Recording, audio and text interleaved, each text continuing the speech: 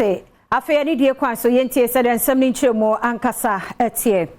adehye ya nanu ada Black Volta nsuo no ebufa so beyiri se wo japade ewo nkura hodo bi e wo Kpandai mansin mu no enade achi wo muguso esesa niema na kakra na nsuo na anse no Adom TV Kasee etwaso Manfo a wonom ete sika kura number 1 ewo Kpandai mansin ni mu ya wo mudodo na eye afarefo no ene amane boni nkomo twetwe mu no wadi tu dwase afi ya hyase na nsuyiri ehyase a enam so ama wonom agapade bebre asese ya abusua bebre nso sese wonya baabi kura mfa won tintu ane senti woni etutu aka won sem Assemblyman na Owolonto electoral area onu kure sanso presiding member of Kpandai mansin ni mu ede eniama bi ekodom wonom enam nsuyiri so ama wonom akwa ahokyere mu na sabre no na manfo ni amane boni twetwe nkomo a wode adesrede eto aban adwumaku ahodo nhyɛ aban ase ankorankora ni adwumaku ahodo nyina animu se omeboa wonom besan se wonom ewa ahokyere mu pa yes acho aban pati se mumwae nsu aye yene me nyina akọ sese bebe ye tinimpo eye de mai papa eti wurem nti mumwa na mumwa ye nkola nya gwa na pitipiti ye nke yene me nyina akọ eye wono ma 2 sika kura number 2 sese nshia yaba ojiji kope ekurase yeshia safa ye biom ye hwirem ye si hwe finfin ye ni jenja ye ni hwi ye nuama nyina akọ na mi Jonathan assemblyman Owolonto electoral area woni amane boni nkomo twetwe mu ene wadi tu jase isio ayi omo afi babi omoti a omo aba new jalai omo abetina hono ama esitina mu ayedin ama womo mi assemblyman ma womo na sesa asemi ato womo a mintina samima embehwe nia eha womo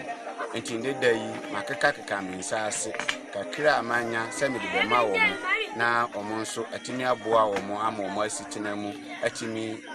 aboa womo kakra ma nyema kosi yi ama womo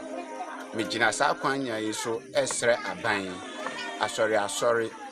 eni obi bia nyame ayo na adom ama bibi aso ne nsa obetimi aboa me manfo yi omo betimi aba na omo abeboa sika kura number 1 ni number 2 for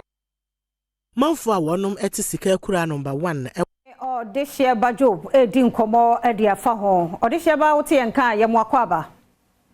mini aba afia amankwata makome joso ya da se papa sese Black Volta nso no aba form kakra odehye won ho kwa adwamu no won ho te se ne sister America say Black Volta no de emprempre de enya emba form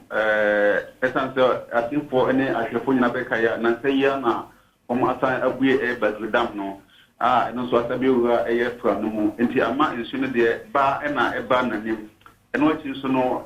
emprempre yi no nsu a eto ewo eye Kpandai no ho na eye nsu kitwa anopa nsu a eto ho no ba no na eye nsu kitwa enti Black Volta no se ebeba form pan emprempre yi de enyamba form na se da wodi kan ejeto ahwefo nim no that's kakwa number 1 and number 2 for yeka mwasemi no eye adehye a omo eye afagadwuma ewo honom nti omo eti eben Black Volta no na wa won say afarefo no so se nsu no atwe no na omo so omo edi nsu na chi nti eba na etese omo so eba chi nti we no omo kire se we de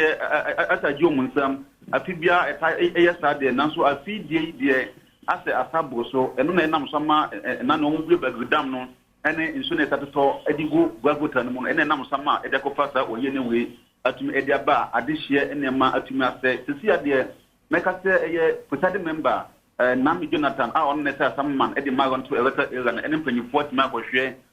ape ba bi ewo yuba bi mu edi ma eye aparefo yi se omo ntimi bom sisa wo hono for the meantime ansana atire no omo timi no mbetimi aye nti se da wodi kada tu edwa no adehye no ekoto sere se omo nsam ewo bi no empempen pa de ombetimi atomonya be hwe omo ensa se ba bi omo ti ene omo mba no pa de se de akwakoye ayo sempa afia ya da se papa panti mwani ni akire na fe nadmomwa ahodo bi a wo se ye wo ho no wadaroma se de oye